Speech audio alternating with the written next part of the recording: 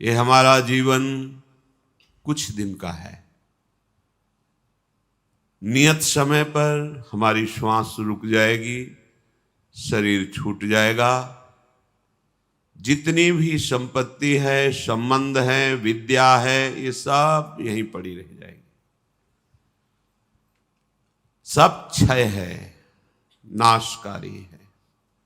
अक्षय है तो प्रभु का नाम, प्रभु की लीला, प्रभु का सुमिरन। जैसे अपने लोग अक्षय तृतीया है, कुछ दान पुण्य करे तो बहुत लाभ होता है। शास्त्रों में भी ऐसा वर्णन आता है। लेकिन अक्षय दान क्या है? जो अविनाशी रहे। हमने कुछ नाशवान वस्तुएं दान की, वो अधिक मात्रा में और हमें मिलेंगी, पक्का ऐसा सिद्धांत है। तो जब इतनी भोग सामग्री में हमारे हृदय में शांति नहीं है, तो और अधिक हो जाने पर तो और अशांत हो जाएंगे, और सत्यत्व भाव बन जाएगा भोगों में। अक्षय दान किसे कहते हैं?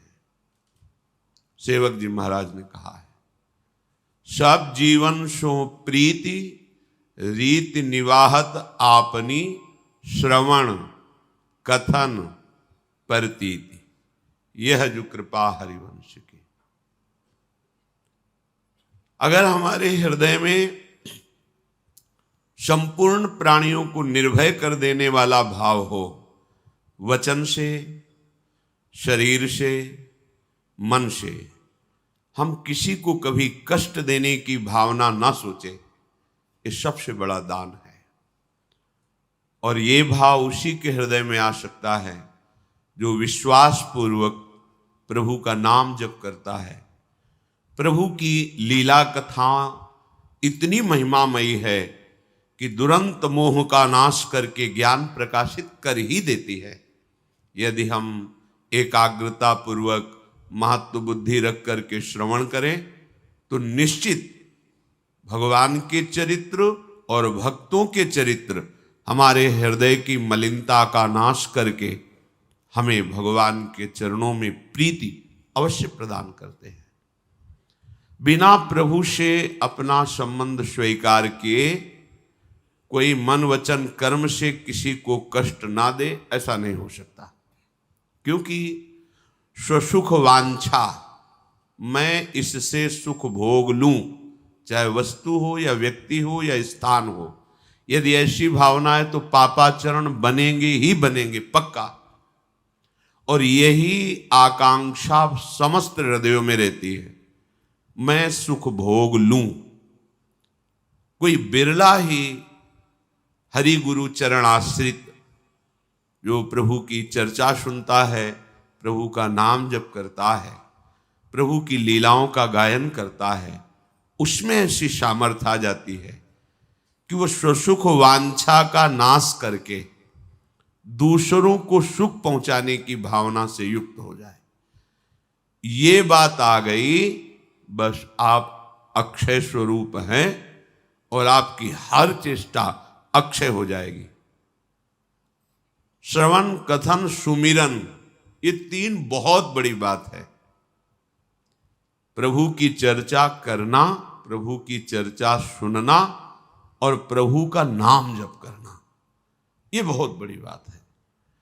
आप बड़े भाग्यशाली हैं, धाम पधारे हैं प्रियाजू की कृपा से। आप लोगों का ये विशेष भाग्य है कि आप न रात देखते हैं न दिन देखते हैं। कैसे संत दर्शन हो, कैसे हमें संत वचन सुनने को मिले, ये प्रणाम योग्य श्रद्धा है आपकी। ये प्रियाजू की कृपा से आपके हृदय में आई है, पर इसका आदर करें आप। यदि आप प्रभु का नाम जप नहीं करते, मनमानी आचरण करते हैं, गंदा आहार करते हैं जो नहीं पाना चाहिए, गंदी क्रियाएं करते हैं जो नहीं करना चाहिए, तो आपका आने का लाभ क्या हुआ? आप यहां आए, भाग कर आए, रातों में आ रहे हैं, जग रहे हैं, खड़े हैं, घंटों खड़े हैं। आपका ये पावन तप बन रहा है, इससे आपके अशुभ नष्ट होंगे, आपकी कामनाओं की शांति होगी। पूर्णता से या निवृत्ति से हो, प्रियालाल जैसा जाने। पर यदि आप नाम जप में प्रीति नहीं करते, धर्माचरण में प्रीति नहीं करते, तो इसका लाभ क्या मिला? संतों के पास जाने का, शास्त्रों के श्रवण का एक ही फल है, सब साधन कर यह फल सुंदर, प्रभु पद पंकज प्रीति निरंतर।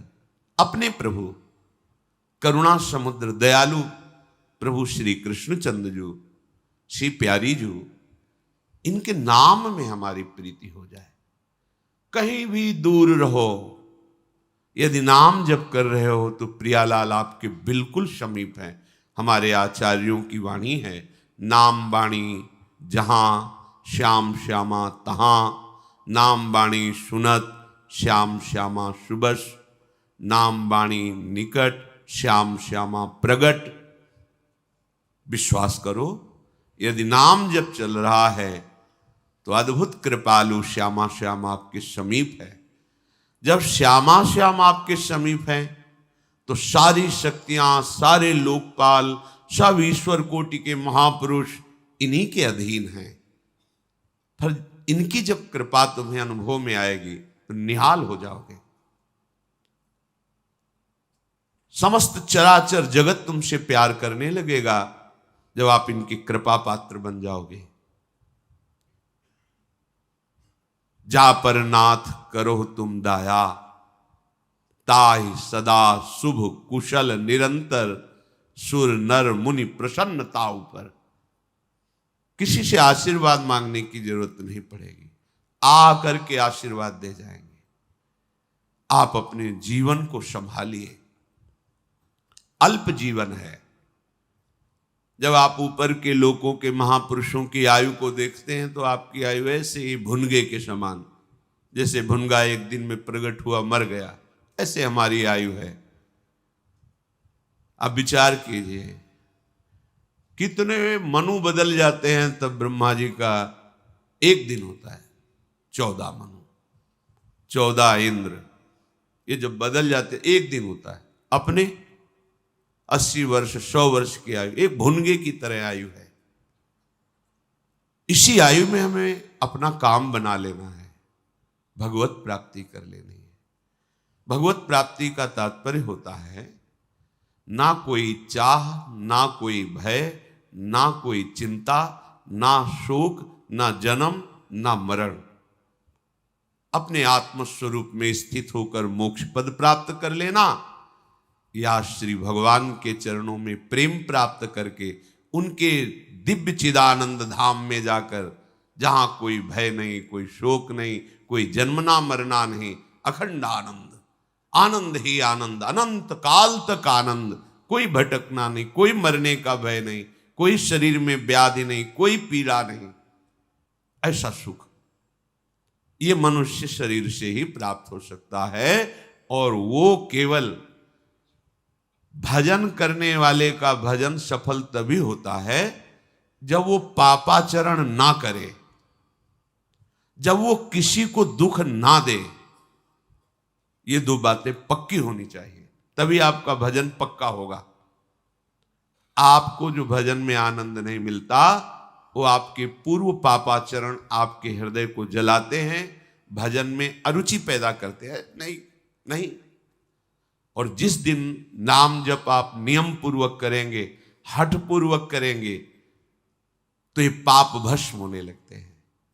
पर नवीन पाप ना हो तो, अगर नवीन पाप किए तो पूर्व पाप और नवीन पाप मिलकर के आपको महान दुख देंगे। आप चाहे जहां भाग के जाओ, यदि पापाचरण करोगे तो कर्म तुम्हें बख्शने वाला नहीं। इसलिए हे भाई, बहुत बढ़िया अवसर मिल गया है। धाम के दर्शन, संतों के दर्शन, भगवत चर्चा, नाम कीर्तन, पवित्र आचरण, दूसरों को दुख ना देने का स्वभाव, ये सब तुम्हें जय प्राप्त करवा देगा, माया पर विजय प्राप्त करवा देगा, प्रभु की समीप पहुंचा देगा। नहीं तो बार बार जन्मना, मरना, बार बार वही चाहत, वही भोग, तृष्णा, कामना, वासना, बहुत दुर्गति है। आपको समझ में नहीं आ रहा, बुद्धि मलिन होने के कारण ऐसा लग रहा है जैसे हम किसी विशेष प्रवाह में बहते चले जा रहे हैं, कहीं किनारा ही नहीं दिखाई दे रहा है, कहीं कोई ठहरने का, विश्राम का स्थान ही नहीं।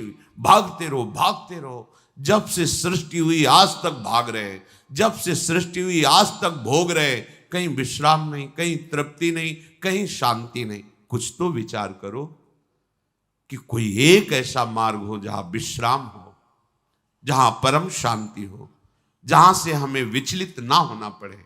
वो है श्री भगवान। श्री भगवान का नाम मान लीजिए। आप मान करके चलोगे तो ये बात आप खुद जान जाएंगे। कई बार हमने अपने हृदय की बात आपसे कही कि हम किसी पक्षपात में नहीं बोल रहे कि हम भगवान के भक्त हैं, साधु हैं, तो हम बड़ाई भगवान की कर रहे हैं। सच्ची बात आपसे कहते हैं। हृदय को देखा है, कैसे अशांत हृदय, कैसे मलिन हृदय से कैसे पवित्र होता है, कैसे पवित्र हृदय में प्रभु की कृपा जागृत होती है, वो कृपा कैसे आनंद प्रदान करती है, ये सब देखा है। इसीलिए आपसे बार बार प्रार्थना कर रहे हैं कि अक्षय प्रभु का नाम है। एक बार आपने राधा बोला, ये जमा हो गया। चाहे जितना भयंकर पाप हो जाए, ये इस नाम को नष्ट नहीं कर सकता। ये नाम आपका जमा हो गया, अनंत काल तक ये आपको सुख प्रदान करने के लिए अविनाशी नाम, इस पर किसी का शासन नहीं है। नाम पर किसी का शासन, नाम का शासन नामी के ऊपर है। नाम स्वामी है, नामी सेवक है। कुछ इसमें पैसा नहीं लगाना है, कुछ इसमें पवित्रता की बात नहीं। इसमें आप कौन हैं, कहां हैं, कैसे हैं, कितना पढ़े लिखे हैं कि नहीं, इसकी कोई बात नहीं। आप जो भी हैं हमारे प्रभु के बच्चे हैं। आप अगर नाम पुकार रहे हैं तो ये अक्षय हुआ। वो सेकेंड अक्षय हो गया, वो मिनट अक्षय हो गया, वो दिन अक्षय हो गया, वो महीना, वो साल, वो जीवन अक्षय हो गया, जिसमें हमने नाम जप किया। ये अविनाशी सुख, ये अविनाशी आनंद प्राप्त होगा। अभी आप तो विनाशी सुख, विनाशी आनंद जो है नहीं, केवल भास रहा है, उसके लिए पीछे मारे घूम रहे। कैसे रुपया मिले, कैसे भोग भोगूं, कैसे आनंदित हो जाऊं, और दिशा गलत है। संसार में आज तक कोई ऐसा पैदा ही नहीं हुआ कि जो हाथ उठा के कह दे मैंने भोग भोग करके शांति प्राप्त कर ली। एक भी नहीं। जब उनका अनुभव हुआ तो अशांत और अतृप्त हो करके, घृणा करके त्यागा। धिक्कार है मेरी इंद्रियों को, मन को, पूरा जीवन भोगों में व्यतीत कर दिया, पर कभी इनको तृप्ति नहीं हुई, कोई भी। इसलिए यदि आप हमारी प्रार्थना मान ले, मन लगे नाम लगे, कैसी भी परिस्थिति हो, आप नाम उच्चारण कीजिए, राधा राधा राधा। निश्चित मानिए, हृदय से कहता हूं, जैसे हमारा हृदय अनुभव किया उस सुख का, पूर्ण ये हम नहीं कह सकते, क्योंकि वह असीम और अनंत अगाध महिमा में है। समुद्र कहीं सीपी में नहीं समा सकता। हमारी अनुभव वाली वृत्ति सीपी है, प्रभु के नाम रूप की महिमा अगाध समुद्र है। पर जितना अनुभव हुआ, उससे लगता है कि दुखों से छूटने का एकमात्र उपाय केवल नाम है, केवल नाम। अन्य कोई बात तुम्हें दुखों से नहीं छुड़ा सकती। अन्य कोई चाहे जितना बड़ा आशीर्वाद दे दे, आपको दुखों से नहीं छुड़ा सकता। बात हमारी समझ लीजिए। दत्तात्रेय जी भगवान के अवतार हैं, 1000 भुजा धारण करने वाले। शास्त्राबाहु अर्जुन को खूब आशीर्वाद प्राप्त हुए, मतवाला हो गया आशीर्वाद प्राप्त करके, उद्दंडता करने लगा। ऐसी उद्दंडता की महर्षि जमदग्नि जी का कत्ल कर दिया, उनकी गर्दन उतार ली। परिणाम स्वरूप भगवान परशुराम जी के द्वारा सर्वनाश उसका हुआ। क्या हुआ आशीर्वाद से? यदि आप नाम जप नहीं करते हैं तो किसी बड़े का आशीर्वाद मिलने पर भी वो आप में प्रमाद स्थिति पैदा कर देगा।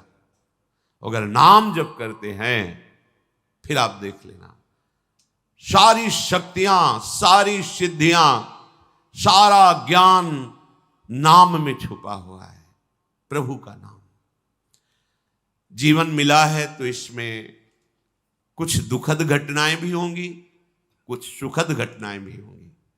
जो भी इस मृत्यु लोक में जन्मा है उसमें देखा गया, चाहे भगवान ही क्यों न अवतरित हुए हो, कभी भारी विपत्ति तो कभी भारी अनुकूलता, पर जो अनुकूलता में अभिमान करके हर्षित हो जाता है उसे फिर प्रतिकूलता झेलने में बहुत मुसीबत पड़ती है। इसलिए अनुकूलता आने पर हर्षित मत हो और विपत्ति आने पर शोकित मत हो, धैर्य धारण करो, विपत्ति टल जाएगी। उसमें इतना कमजोर मत बन जाओ कि अब क्या करूं, अब तो कोई उपाय नहीं, ऐसा लगता है शरीर नष्ट कर दूं। ये कोई उपाय नहीं हुआ, फिर नया शरीर मिलेगा, भूत प्रेतों का मिलेगा, नीच योनियों का मिलेगा, फिर क्या करोगे? अभी तो मनुष्य शरीर है, अभी तो आप साधना के द्वारा, भजन के द्वारा हर विधान को काट सकते हो, नया भाग्य रच सकते हो, हर विपत्ति को नष्ट कर सकते हो। भजन में बड़ी सामर्थ्य।